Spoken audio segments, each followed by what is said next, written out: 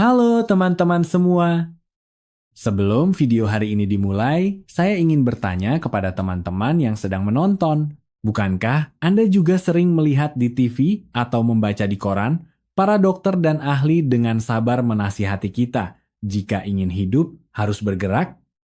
Kita seolah-olah sudah sangat percaya akan hal itu. Terutama kita, teman-teman parubaya dan lansia, yang paling kita takuti adalah duduk terlalu lama. Paling takut dengan tiga tinggi hipertensi, hiperlipidemia, hiperglikemia, dan paling takut dengan gumpalan darah yang mengerikan di pembuluh darah, bukan begitu? Kita selalu berpikir, asalkan saya bergerak, setiap hari saya pergi jalan-jalan di taman, lari, atau bersepeda, berarti saya sedang melancarkan pembuluh darah saya sedang menjauhi stroke dan serangan jantung. Tetapi teman-teman, bagaimana jika hari ini saya memberitahu Anda bahwa jimat penyelamat hidup yang kita yakini ini mungkin arahnya salah? Bagaimana jika hari ini saya memberitahu Anda bahwa ada beberapa olahraga yang kita anggap semakin sering dilakukan semakin sehat, ternyata tidak hanya tidak melancarkan pembuluh darah Anda, tetapi justru sedang mempercepat pembentukan gumpalan darah Anda?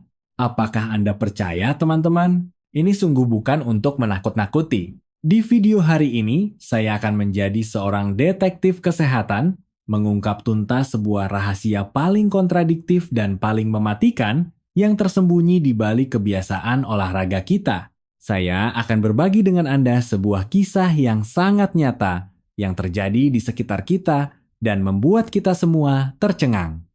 Ada seorang bapak tua bernama Pak Jono. Beliau adalah seorang sopir taksi. Di masa mudanya, beliau adalah seorang atlet, jadi dasar fisiknya sangat baik. Meskipun sekarang setiap hari harus menyetir, beliau masih mempertahankan kebiasaan seorang atlet. Setiap hari, tanpa peduli cuaca, beliau harus berlari sejauh 10 kilometer. Baginya, ini sudah seperti makan nasi. Coba Anda bayangkan, orang seperti ini berolahraga, punya dasar fisik yang baik, tubuhnya pasti jauh lebih sehat daripada kita yang setiap hari hanya duduk di sofa, bukan? Tetapi, baru-baru ini, Pak Jono merasa ada yang aneh. Ia sering merasakan kaki kirinya pegal dan nyeri. Ia mengira itu karena terlalu lama menyetir, ototnya terkilir, jadi ia pergi sendiri ke apotek membeli obat untuk diurut. Tapi sama sekali tidak ada gunanya. Dan ketika ia membandingkan kedua kakinya, barulah ia dengan ngeri menyadari bahwa kedua kakinya sudah menjadi semakin tidak sama. Kaki kirinya bengkak jauh lebih besar dari kaki kanannya. Kali ini Pak Jono benar-benar takut. Ia segera pergi ke poliortopedi di sebuah rumah sakit terdekat untuk diperiksa. Namun hasilnya di luar dugaannya. Diagnosis menunjukkan adanya trombosis vena gumpalan darah vena di tungkai bawah kirinya. Pak Jono langsung bingung. Ia dengan sangat heran bertanya kepada dokter, penyakit gumpalan darah ini bukankah hanya diderita oleh orang-orang yang setiap hari duduk lama dan tidak bergerak? Saya kan setiap hari berolahraga, saya lari 10 km setiap hari. Namun, setelah dokter memahami lebih detail tentang pekerjaan dan pola makannya, akhirnya terungkaplah kebenaran yang tidak kita duga. Dokter berkata kepadanya, Pak Jono, masalah gumpalan darah Anda ini mungkin justru berasal dari olahraga intensitas tinggi yang Anda lakukan itu. Teman-teman, mendengar sampai di sini, bukankah Anda juga seperti Pak Jono, pikiran menjadi kosong? Mengapa olahraga yang kita lakukan dengan susah payah, yang kita anggap sebagai obat, pada akhirnya malah menjadi racun? Di video hari ini, saya akan menjadi seorang ahli pemecah kode kesehatan, mengungkap tuntas sebuah rahasia kesehatan tentang gumpalan darah dan olahraga yang salah, yang paling membingungkan dan paling mudah kita abaikan. Informasi dalam video ini sangat-sangat padat. Saya sangat menyarankan Anda untuk menontonnya dengan sabar sampai selesai dan membagikannya kepada semua teman di sekitar Anda yang gemar berolahraga atau yang sering duduk lama. Pertama, kita akan menggunakan sebuah perumpamaan sungai yang tidak akan pernah Anda lupakan seumur hidup untuk menjelaskan secara tuntas dari mana sebenarnya gumpalan darah ini berasal. Dan di sudut-sudut mematikan mana di tubuh kita ia paling suka bersembunyi, Selanjutnya, dan ini adalah bagian paling penting dan inti dari video kita hari ini, kita akan mengungkap satu persatu 5 jenis olahraga mematikan yang secara diam-diam memelihara gumpalan darah. Saya akan menggunakan cara yang paling sederhana dan mudah dimengerti untuk memberitahu Anda bagaimana kita, selangkah demi selangkah, di bawah penyamaran menjaga kesehatan, justru mendorong diri kita ke tepi jurang stroke dan emboli paru. Dan kita juga akan menganalisis secara detail kasus Pak Jono, melihat ranjau apa yang telah ia injak sehingga olahraga berubah menjadi cedera. Lebih penting lagi, saya tidak akan hanya menakut-nakuti Anda. Di akhir video, saya akan mengajarkan Anda satu set lengkap 3 aturan emas pencegahan trombus secara ilmiah. Ini adalah harta karun yang secara fundamental dapat membantu kita bergerak dengan benar, bergerak dengan baik, dan tidak takut tua. Dengan mempelajarinya, kita seolah-olah telah menyewa seorang ahli pelancar pembuluh darah yang paling profesional untuk hidup kita. Jadi, mohon Anda menonton dengan sabar hari ini dan bawa pulang kearifan kunci yang menentukan apakah sisa hidup kita akan berwarna-warni atau hitam putih ini. Sebelum masuk ke topik utama, jika Anda juga ingin belajar bagaimana cara paling bijaksana untuk menjaga pembuluh darah kita yang berharga, silakan klik tombol subscribe di bawah dan nyalakan lonceng kecilnya agar kelas kesehatan kita tidak tersesat. Jika Anda menyukai apa yang kita bagikan hari ini, silakan juga ketik pembuluh darah sehat di kolom komentar untuk saling menyemangati kesehatan kita bersama. Baik, sebelum mengungkap 5 olahraga mematikan tersebut, kita harus terlebih dahulu membangun satu konsep yang paling penting. Dengan memahami hubungan antara tubuh kita dan gumpalan darah, barulah kita bisa mengerti mengapa duduk lama dan bergerak sembarangan ternyata adalah 2 sisi dari bahaya yang sama. Anda bisa membayangkan tubuh kita sebagai sebuah sistem sungai yang sangat besar dan sangat presisi. Pembuluh darah di seluruh tubuh kita adalah alur-alur sungainya besar dan kecil. Darah kita adalah air sangainya. Di dalam air sungai, penuh dengan nutrisi dan oksigen yang paling dibutuhkan oleh tubuh kita. Dalam keadaan normal, air sungai kita mengalir dengan lancar. Tetapi, terkadang di alur sungai kita muncul penghalang jalan yang menghambat aliran darah. Penghalang jalan inilah yang terbentuk dari endapan di dalam darah kita, yaitu gumpalan darah, trombus yang tidak asing bagi kita. Anda pasti akan berpikir, air sungai yang baik-baik saja, mengapa bisa tiba-tiba menggumpal? Munculnya gumpalan darah seringkali menandakan ketidakseimbangan 2 sistem di dalam tubuh kita. Satu disebut sistem koagulasi, yaitu kekuatan yang membuat darah membeku. Yang lain disebut sistem antikoagulasi, yaitu kekuatan yang mencegah darah membeku. Ketika kemampuan koagulasi kita menjadi terlalu kuat, pada saat ini, asalkan 2 kondisi lain terpenuhi, gumpalan darah, si penghalang jalan ini akan langsung terbentuk. 2 kondisi apa itu? Yang pertama adalah air sungai mengalir terlalu lambat, yaitu aliran darah melambat. Coba Anda bayangkan, sebuah sungai berlumpur yang alirannya sangat lambat, bukankah ia akan sangat mudah mengendapkan lumpur di dasar sungai? Inilah mengapa orang yang duduk lama atau perlu berbaring lama di tempat tidur paling rentan mengalami trombosis. Karena aliran balik darah vena di kaki mereka, yaitu tungkai bawah kita, sangat lambat. Air sungai hampir tidak mengalir, tentu saja mudah tersumbat. Yang kedua adalah dasar sungai terluka, yaitu sel endotel pembuluh darah rusak. Dasar sungai kita, yaitu dinding dalam pembuluh darah, tadinya sangat halus. Tetapi jika kita karena tiga tinggi, karena peradangan, atau karena olahraga yang salah yang akan kita bahas nanti, mengikisnya, merusaknya, membuatnya menjadi berlubang-lubang, maka coba Anda bayangkan, air lumpur kita yang kental, yaitu darah, saat melewati dasar sungai yang berlubang ini, bukankah akan sangat mudah tersangkut di atasnya, lalu menumpuk semakin besar, dan akhirnya membentuk sebuah penghalang jalan? Jadi teman-teman, lihatlah, pembentukan gumpalan darah itu ada 3 syarat.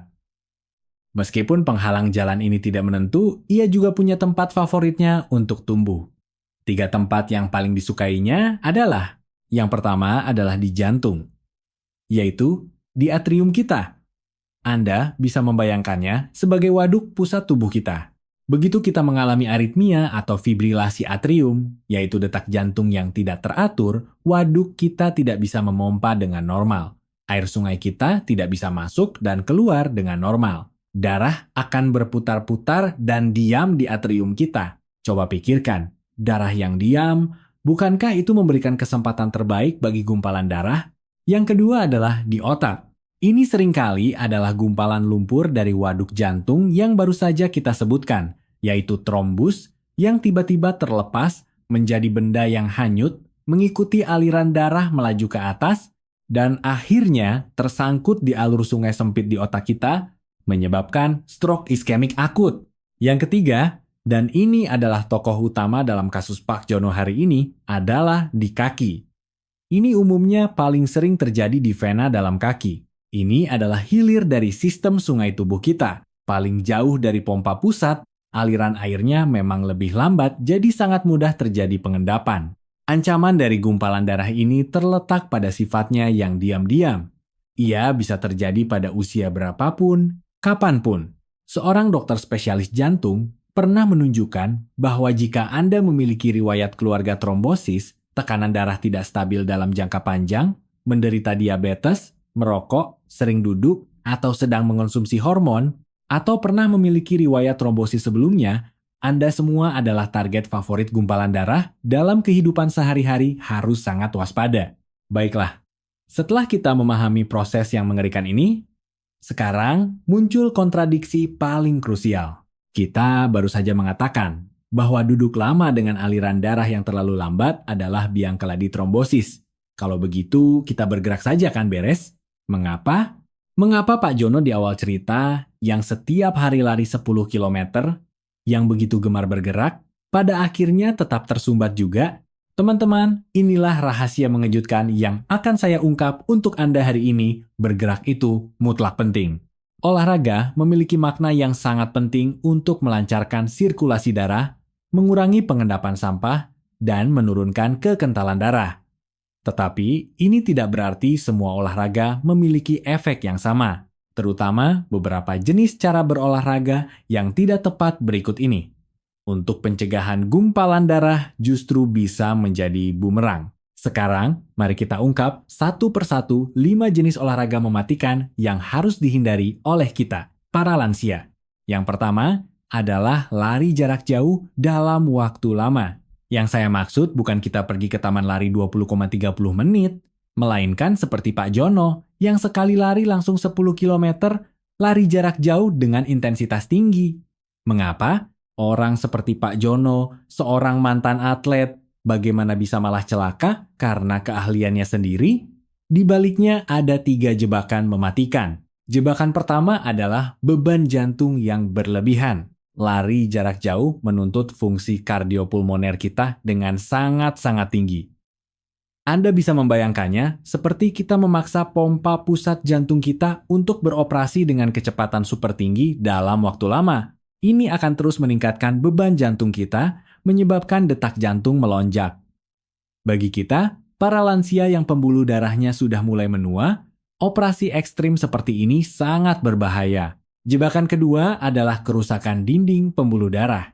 Saat berlari, sendi lutut kita harus menahan benturan yang sangat besar. Benturan ini tidak hanya akan mengikis tulang rawan kita dan mempercepat penuaan, yang lebih penting lagi, ia juga dapat meningkatkan risiko kerusakan dinding pembuluh darah vena. Coba Anda pikirkan, kita baru saja membahas tentang kerusakan dasar sungai. Gumpalan darah, bukankah akan sangat mudah menempel?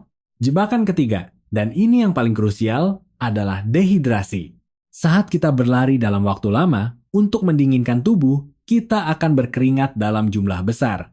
Yang kita keluarkan bukan hanya keringat, tetapi juga air dari air sungai kita. Air sungai berkurang, bukankah konsentrasi air sungai kita menjadi lebih tinggi? Inilah yang kita sebut hemokonsentrasi, atau kondisi darah yang sangat kental. Sekarang kita kembali lagi ke kasus Pak Jono. Ia telah membuat 2 kesalahan fatal. Pertama adalah latihan dengan intensitas tinggi yang membuat dinding pembuluh darahnya mungkin berada di ambang kerusakan dan pada saat yang sama dehidrasi dalam jumlah besar. Kedua, Sebagai seorang sopir taksi, untuk mengurangi kerepotan ke toilet, ia memang tidak terbiasa minum terlalu banyak air. Coba Anda bayangkan, tubuh yang dehidrasi dan tidak segera diisi kembali cairannya, kekentalan air sungainya tentu akan meningkat. Akhirnya, ini memicu trombosis vena dalam. Yang kedua adalah bersepeda dalam waktu lama. Bersepeda adalah olahraga favorit banyak teman-teman lansia karena tidak mencederai lutut. Tetapi jika Anda sekali bersepeda langsung 1 atau 2 jam, Anda juga harus hati-hati. Mengapa? Pertama, gerakan bersepeda akan terus-menerus mengontraksikan otot-otot tungkai bawah kita. Ini akan meningkatkan tekanan pada aliran balik vena kita. Kedua, dan yang paling krusial, bokong kita akan duduk lama di sadel. Tekanan ini akan menyebabkan sirkulasi darah di rongga panggul kita terhambat. Anda bisa membayangkannya seperti kita menekan hingga pipih pipa air utama yang akan mengalir kembali dari kaki ke jantung. Hasilnya adalah darah di vena kita seringkali diam, air tidak bisa mengalir. Tentu saja ini memperparah pembentukan gumpalan darah. Saya punya seorang teman, Pak Adi. Setelah pensiun, ia tergila-gila pada bersepeda. Seringkali ikut rombongan menaklukkan rute-rute jauh. Ia merasa ini adalah lencana anti tuanya. Hasilnya, suatu kali setelah bersepeda belasan jam, keesokan harinya kedua betisnya pegal dan sakit, pergelangan kakinya bengkak seperti bakpao. Awalnya ia mengira itu hanya pegal biasa, istirahat beberapa hari akan sembuh.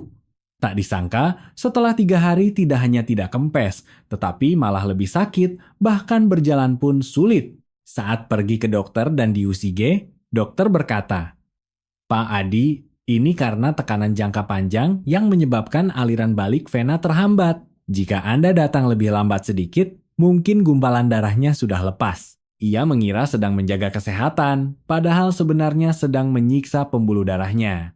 Yang ketiga adalah squat dan lompat jongkok yang berlebihan. Sekarang sedang tren latihan kekuatan. Katanya, kita orang tua paling takut dengan sarkopenia kehilangan massa otot, harus banyak melatih kekuatan kaki. Tetapi segala sesuatu yang berlebihan itu berbahaya. Saat kita melakukan gerakan yang membutuhkan ledakan tenaga sesaat seperti ini, akan sangat meningkatkan tekanan pada vena di kaki kita. Tekanan ini dalam jangka panjang sangat mudah menyebabkan varises atau yang kita sebut urat menonjol. Bahkan bisa membuat pembuluh darah pecah. Dan sekali vena mengalami tekanan tinggi seperti ini, sel-sel endotel di dalamnya, yaitu dasar sungai kita, sangat mudah rusak. Begitu dasar sungai rusak, gumpalan darah akan datang. Istri saya dulu pernah ikut kelas olahraga di Sanggar Senam. Instrukturnya masih muda dan sangat energik, mengajari para kakek nenek melakukan lompat jongkok. Hasilnya, seorang ibu bernama Bu Siti yang biasanya tidak punya dasar olahraga dan orangnya sangat kompetitif, tidak mau kalah dengan yang lain, memaksakan diri melakukan 20 kali. Keesokan harinya, paha dalamnya muncul memar biru. Itu adalah pecahnya pembuluh darah di bawah kulit. Inilah cara menciptakan sarang bagi gumpalan darah. Terutama kita, para lansia, yang pembuluh darahnya sudah lebih rapuh, harus benar-benar melakukannya sesuai kemampuan. Yang keempat adalah gerakan peregangan kaki dalam waktu lama. Ini sangat sering kita lihat. Setiap pagi di lingkungan perumahan, di taman, kita bisa melihat banyak kakek nenek meletakkan kakinya tinggi-tinggi di pagar atau bangku, lalu menekan-nekan kaki dengan kuat untuk meregangkan. Meskipun dari sudut pandang kesehatan, peregangan secukupnya bisa mengendurkan otot kita, tetapi jika Anda menekan pembuluh darah di kaki dengan satu posisi dalam waktu lama, aliran balik darah vena kita akan terhambat. Ini sama prinsipnya dengan bersepeda yang menekan rongga panggul. Pipa air dipipihkan, air tidak bisa lewat, ini akan menyebabkan kerusakan pada dinding pembuluh darah kita. Dan lagi, jika Anda salah menggunakan tenaga, seperti beberapa orang yang suka minta orang lain membantu menginjak punggungnya, menyebabkan cedera otot, tubuh kita akan memulai reaksi peradangan. Peradangan ini akan memperparah varises dan pembentukan gumpalan darah. Baik, yang terakhir, yang kelima, dan ini yang paling berbahaya disebut tiba-tiba berolahraga setelah duduk lama. Teman-teman, ini adalah salah satu ranjau yang paling mudah membuat lansia celaka. Kita baru saja membahas, setelah duduk lama, kecepatan sirkulasi darah vena di kaki kita sudah menjadi sangat lambat. Pada saat ini, kita sama sekali tidak tahu apakah di kedalaman alur sungai kita sudah ada lumpur kecil yang lunak dan baru terbentuk, yaitu trombus vena dalam, yang sedang menempel di sana. Coba Anda bayangkan, saat ini Anda tiba-tiba sadar, merasa, aduh, saya sudah duduk terlalu lama, harus bangun dan berolahraga. Lalu Anda tiba-tiba berdiri dan mulai berolahraga dengan keras, lari, dan lompat. Apa akibat mengerikan yang akan terjadi dari tindakan ini? Gerakan keras Anda ini seperti tiba-tiba menyalakan motor bertenaga besar di alur sungai yang penuh endapan. Hantaman aliran air yang kuat ini sangat mungkin akan melepaskan gumpalan darah lunak yang tadinya belum menempel dengan kuat. Begitu gumpalan lumpur ini terlepas, ia menjadi bom paling mengerikan yang hanyut di dalam tubuh kita. Ia akan mengikuti alur sungai kita melaju ke atas. Jika ia sampai di paru-paru dan menyumbat arteri pulmonalis kita, maka akan menyebabkan emboli paru. Ini seringkali mematikan. Jika ia melewati jantung dan sampai di otak, menyumbat pembuluh darah otak kita, maka akan menyebabkan stroke iskemik. Kita sering melihat di berita, ada orang yang setelah naik pesawat belasan jam, begitu sampai di bandara langsung buru-buru mengangkat koper yang berat. Hasilnya, bruk, orang itu langsung jatuh. Dibawa ke rumah sakit pun sudah terlambat. Itu 9 dari 10 adalah karena gumpalan darah di kaki yang terbentuk karena duduk lama. Karena ia tiba-tiba menggunakan tenaga, gumpalan darah terlepas dan menyebabkan emboli paru akut. Jadi teman-teman, lihatlah. Olahraga itu benar-benar pedang bermata dua.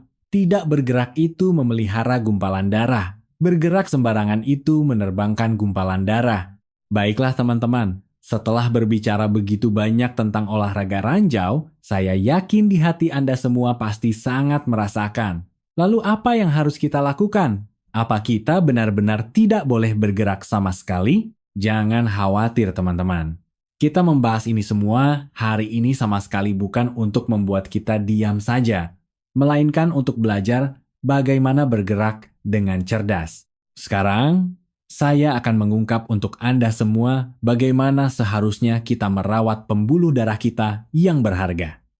Inilah harta karun kita hari ini. 3 aturan emas pencegahan trombus secara ilmiah. Aturan emas pertama, dan yang paling penting disebut perhatikan olahraga secukupnya. Teman-teman, olahraga memang baik, tetapi olahraga yang salah terkadang akan memberikan efek sebaliknya. Olahraga yang berlebihan dalam waktu lama akan menambah beban kardiovaskular kita. Pembuluh darah kita di bawah tekanan tinggi dalam jangka panjang akan memicu kerusakan sel endotel pembuluh darah, yaitu dasar sungai kita akan rusak, bahkan akan meningkatkan risiko kerusakan otot jantung. Oleh karena itu, olahraga secukupnya adalah kuncinya. Menurut rekomendasi Jurnal Perhimpunan Dokter Spesialis Kardiovaskular Indonesia, kita, teman-teman lansia, setiap minggu cukup melakukan 150 menit olahraga intensitas sedang, sudah akan memberikan efek yang sangat baik untuk memperbaiki pembuluh darah kita dan melancarkan sirkulasi darah. Jika dirata-ratakan, itu sekitar 30 menit setiap hari, 5 hari seminggu. Bukankah sangat ringan? Kita sedang merawat sungai kita, bukan ikut olimpiade. Aturan emas kedua adalah jalan cepat 30 menit setiap hari. Karena olahraga intensitas tinggi beresiko bagi kita, maka kita harus memilih bentuk yang ambangnya lebih rendah. Jalan kaki adalah pilihan terbaik kita. Ia adalah aktivitas aerobik yang sangat baik, dan jalan cepat dapat dengan sangat efektif melatih fungsi kardiopulmoner kita, melancarkan sirkulasi darah seluruh tubuh, dan memiliki makna yang sangat penting untuk menurunkan risiko trombosis. Lalu, bagaimana cara jalan cepat yang paling efektif? Saya ajarkan satu prinsip yang sering dipromosikan oleh dokter-dokter di Indonesia, yaitu prinsip 3,5,7. Yang pertama adalah 3. Pastikan jalan cepat selama 30 menit, sebaiknya bisa menempuh jarak 3 km atau lebih. Yang kedua adalah 5. Pertahankan olahraga setidaknya 5 kali seminggu. Yang ketiga adalah 7. Kita harus memantau detak jantung kita setelah berolahraga. Jumlah detak jantung Anda setelah berolahraga ditambah dengan usia Anda sebaiknya lebih besar dari 170. Misalnya, Anda tahun ini berusia 70 tahun, maka detak jantung Anda setelah berolahraga sebaiknya mencapai sekitar 100 kali per menit. Jalan cepat ini seperti mengaktifkan fungsi pembersihan otomatis di alur sungai kita. Dengan aliran air yang stabil dan terus-menerus, perlahan-lahan dan dengan aman membawa pergi endapan lumpur itu.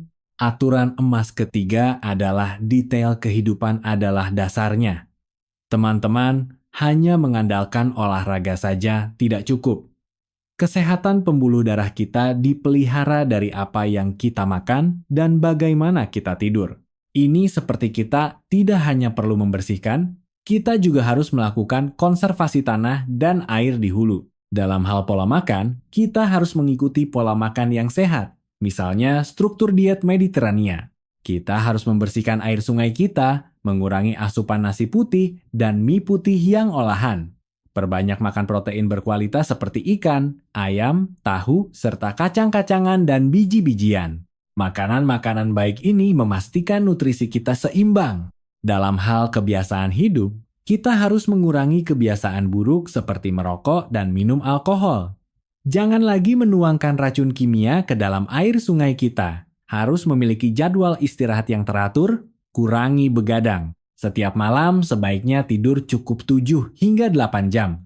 Memberikan waktu yang cukup bagi sistem alur sungai kita untuk berhenti dan dirawat. Pada saat yang sama, pastikan untuk melakukan pemeriksaan kesehatan secara berkala. Mencegah sebelum terjadi. Dengan melakukan semua detail kehidupan ini dengan baik, barulah air sungai kita akan bersih dan dasar sungai kita akan kokoh. Baiklah teman-teman, topik kita hari ini tentang olahraga dan gumpalan darah yang sangat penting kita sudahi sampai di sini. Mari kita bersama-sama mengulas kembali dengan cepat 3 poin penyelamat hidup terpenting hari ini. Poin pertama, kita harus menyadari bahwa duduk lama akan memelihara gumpalan darah. Tetapi olahraga yang salah justru menerbangkan gumpalan darah. Poin kedua, kita harus mengingat dengan baik 5 olahraga mematikan yang harus diwaspadai oleh kita, para lansia, yaitu lari jarak jauh, bersepeda dalam waktu lama, squat berlebihan, peregangan kaki dalam waktu lama, dan tiba-tiba berolahraga setelah duduk lama. Poin ketiga, kita harus menguasai 3 aturan emas pencegahan trombus secara ilmiah untuk secara proaktif menjaga kesehatan kita. Yaitu, perhatikan olahraga secukupnya 150 menit per minggu, jalan cepat 30 menit setiap hari, ikuti prinsip 3,5,7, dan sesuaikan detail kehidupan mulai dari pola makan dan tidur. Teman-teman, tubuh kita seperti sebuah instrumen yang paling presisi. Yang dibutuhkannya bukanlah obat keras, melainkan perawatan yang cermat. Mulai hari ini, mari kita bersama-sama menjaga pondasi kesehatan kita yang paling penting namun juga paling sering diabaikan ini dengan cara yang paling cerdas dan paling moderat. Semoga apa yang saya bagikan hari ini benar-benar bermanfaat bagi Anda. Jika Anda menyukai apa yang kami bagikan, jangan ragu untuk memberikan suka pada video kami, berlangganan saluran kami, dan membagikannya kepada semua keluarga dan teman yang Anda sayangi. Sampai jumpa di video berikutnya.